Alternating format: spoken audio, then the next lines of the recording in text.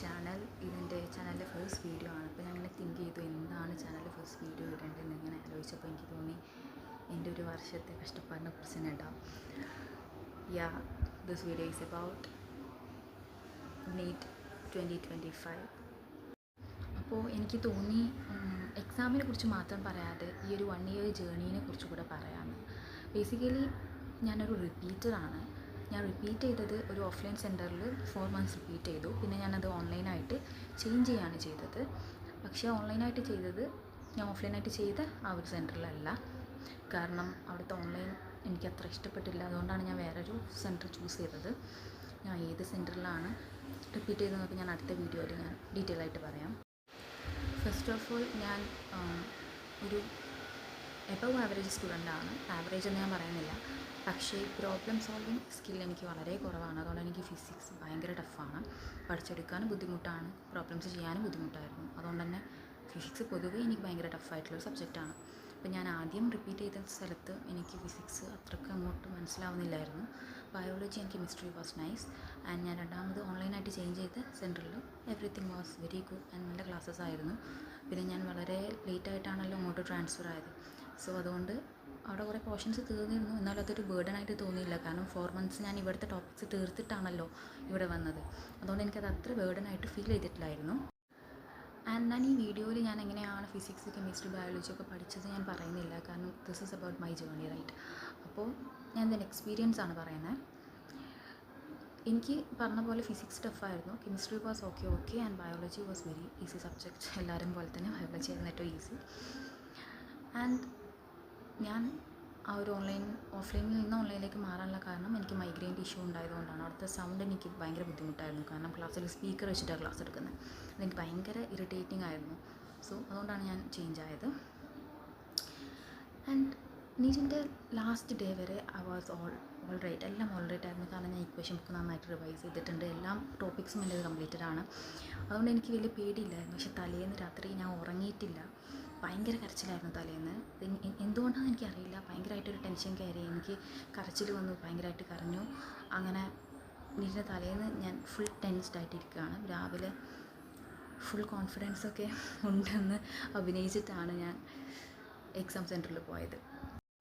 And അവിടെ ചെന്ന ഉടനെ നമ്മുടെ ഐഡൻറ്റിഫിക്കേഷൻ കാര്യങ്ങളൊക്കെ ഉണ്ടല്ലോ, വെരിഫിക്കേഷൻസ്, അതെല്ലാം കഴിഞ്ഞിട്ട് നമ്മൾ മെറ്റൽ ഡിറ്റക്ഷന് കൊണ്ടുപോകും. അതായത് ഫുൾ ചെക്ക് ചെയ്യാൻ വേണ്ടിയിട്ട്. എല്ലായിടത്തും ചെക്ക് ചെയ്തു, അതൊരു പ്രശ്നമില്ല. പക്ഷേ എന്നെ ചെക്ക് ചെയ്ത സമയത്ത് ഒരു പീപ്പ് സൗണ്ട് കേട്ടു. അപ്പോൾ തന്നെ ഞാൻ ഭയങ്കര ടെൻസ്ഡായി. കാരണം ഞാൻ ഒന്നും ചെയ്തിട്ടില്ലല്ലോ. പിന്നെ സൗണ്ട് കേൾക്കുന്ന ഒരു 2-3 തവണ ചെക്ക് ചെയ്തപ്പോൾ സൗണ്ട് കേട്ടു. ഭയങ്കരമായിട്ട് ടെൻഷനായി.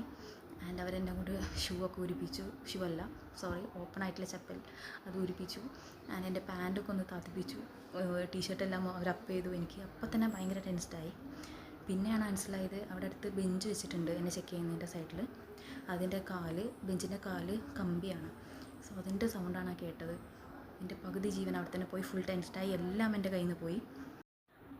ആൻഡ് ചെക്കിങ്ങിൻ്റെ അടുത്ത് ബഹളങ്ങളൊക്കെ കഴിഞ്ഞ് നേരെ അലൗട്ട് ചെയ്ത ക്ലാസ് റൂമിലേക്ക് നമ്മൾ എത്തിക്കും. അങ്ങനെ ക്ലാസ് റൂമിൽ പോയി. ആൻഡ് എൻ്റെ ഭാഗ്യം കൊണ്ട് വളരെ നല്ല 2 ഇൻവിജിലേറ്റേഴ്സ് ആയിരുന്നു. പക്ഷേ കഴിഞ്ഞ പ്രാവശ്യത്തെ പോലെയല്ല, കുറച്ച് സ്ട്രിക്റ്റ് ആയിരുന്നു. ക്ലാസ്സിൽ അവർ പറഞ്ഞ പോലെ CCTVs ഒക്കെ ഉണ്ടായിരുന്നു. കഴിഞ്ഞ പ്രാവശ്യം ഞാൻ CCTV കണ്ടിട്ടില്ല എൻ്റെ ഫസ്റ്റ് അറ്റംപ്റ്റിൽ. അതായത് +2 കഴിഞ്ഞ എക്സാമിന് ഞാൻ CCTV ഒന്നും കണ്ടിട്ടില്ലായിരുന്നു. ആൻഡ് അങ്ങനെ ഒരു 1:55 ആയപ്പോൾ ക്വസ്റ്റ്യൻ പേപ്പർ ഡിസ്ട്രിബ്യൂട്ട് ചെയ്തു. 1:50 ആയപ്പോൾ അതിൻ്റെ പ്ലാസ്റ്റിക് കവേഴ്സ് എല്ലാം മൂടി. ഒരു 2 o'clock ആയ സമയത്ത് നമ്മൾ അതിൻ്റെ ലാബിലെല്ലാം പൊട്ടിച്ചു. ക്വസ്റ്റ്യൻ പേപ്പർ ഓപ്പൺ ആയി നമ്മൾ വായിച്ച് ആൻസർ ചെയ്യാൻ തുടങ്ങി. ആൻഡ് ഫിസിക്സ് പേപ്പറാണ് ഞാൻ ആദ്യം നോക്കിയപ്പോൾ തന്നെ എനിക്ക് മനസ്സിലായി ഇത് ഭയങ്കര ടഫാണ്. ആൻഡ് ഞാൻ കെമിസ്ട്രി നോക്കി. Chemistry was easy. ആൻഡ് ഞാൻ ആദ്യം തന്നെ ബയോളജി വെച്ചാണ് സ്റ്റാർട്ട് ചെയ്തത്.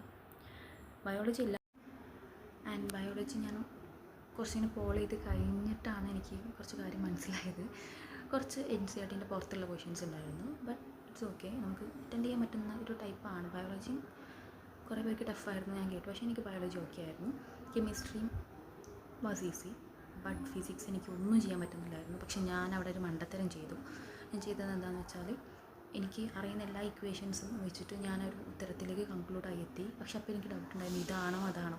അതായത് 2 ഓപ്ഷൻ എനിക്ക് എലിമിനേറ്റ് ചെയ്യാൻ പറ്റുന്നുണ്ട്. പിന്നെ 2 എനിക്ക് ഡൗട്ടുള്ളത്. എന്നിട്ട് ഞാൻ എനിക്ക് തോന്നിയൊരു ഉത്തരം ഞാൻ ഫോളോ ചെയ്തു. ബട്ട് എൻ്റെ ഭാഗ്യക്കേട് കൊണ്ട് ഫോളോ ചെയ്ത് അധികവും തെറ്റായിരുന്നു. അതുകൊണ്ട് തന്നെ ഞാൻ കെമിസ്ട്രിയിലും ബയോളജിയിലും ഏൺ ചെയ്ത മാർക്ക് ഫുള്ള് നെഗറ്റീവായിട്ട് അവിടെ പോയി.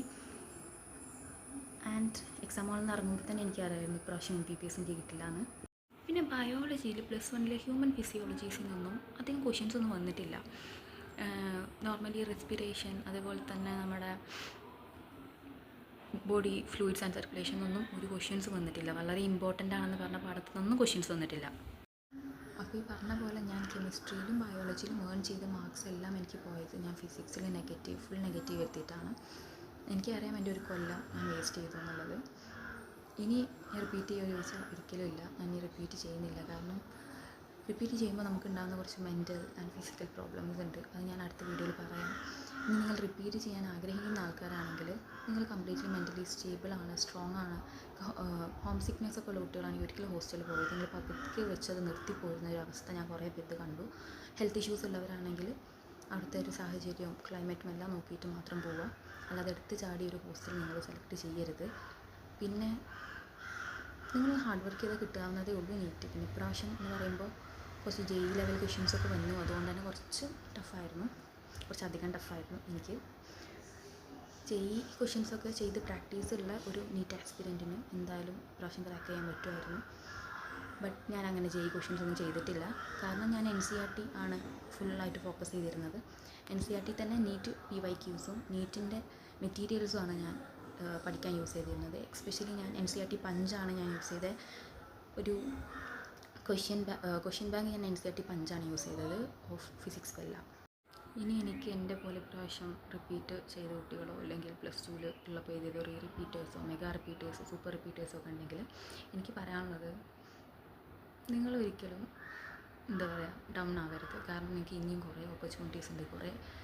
ഒരു വാതിൽ മാത്രമേ അടഞ്ഞിട്ടുള്ളൂ. ഇനി ഒരുപാട് വാതിലുകൾ തുറക്കാനുണ്ട്. നിങ്ങൾക്ക് ഫോറിൻ MBBS ട്രൈ ചെയ്യാം. ഇവിടെ തന്നെ ഒരു പ്രൈവറ്റ് മെഡിക്കൽ കോളേജ് ട്രൈ ചെയ്യാം. നിങ്ങൾ മാർക്ക് വെച്ചിട്ട് നിങ്ങൾക്ക് MBBS തന്നെ വേണമെന്നില്ലാത്തവരാണെങ്കിൽ വേറെ കോഴ്സസ് നോക്കാം. ഇതെല്ലാം ഓപ്പർച്യൂണിറ്റീസാണ്. വെറുതെ എടുത്ത് ചാടി ടെൻഷനായി ഡിപ്രഷനിലേക്കും ആൻസൈറ്റിയിലേക്കൊന്നും പോകാതിരിക്കുക. പിന്നെ നീറ്റ് എന്ന് പറയുന്ന എക്സാമിൽ നിങ്ങൾ എത്ര കൊല്ലം കഷ്ടപ്പെട്ടാലും ആ ഒരു 3 hours നിങ്ങളുടെ മെൻറ്റാലിറ്റി വളരെ ഇമ്പോർട്ടൻ്റ് ആണ്. അപ്പോൾ ടെൻസ്ഡായാൽ നിങ്ങൾക്കൊന്നും ചെയ്യാൻ പറ്റില്ല. എൻ്റെ അവസ്ഥ അതായിരുന്നു. എൻ്റെ പ്രിപ്പറേഷനെല്ലാം കളഞ്ഞു പിടിച്ചത് ആ ഒരു ടെൻസ്ഡ് ആയിട്ടുള്ളൊരു മൊമെൻ്റായിരുന്നു. അപ്പോൾ ഇനി ഞാനൊരിക്കലും റിപ്പീറ്റ് ചെയ്യുന്നില്ല. ചിലപ്പോൾ ഫോറിൻ MBBS നോക്കും, അല്ലെങ്കിൽ വേറെ വല്ല കോഴ്സ് നോക്കണം എന്നാണ് എൻ്റെ മൈൻഡിലുള്ളത്. വേറെ ഒരു കോഴ്സിനോടും എനിക്ക് താല്പര്യമില്ല, എങ്കിലും നോക്കട്ടെ. എൻ്റെ താല്പര്യത്തിനനുസരിച്ചിട്ട് ഞാൻ എന്തായാലും ചൂസ് ചെയ്യും. അപ്പോൾ നിങ്ങൾക്ക് ഈ വീഡിയോ ഇഷ്ടപ്പെട്ടിട്ടുണ്ടെങ്കിൽ നിങ്ങൾ ലൈക്ക് ചെയ്യുക, ഇഷ്ടമായില്ലെങ്കിൽ നിങ്ങൾ ഡിസ്ലൈക്ക് ചെയ്യുക.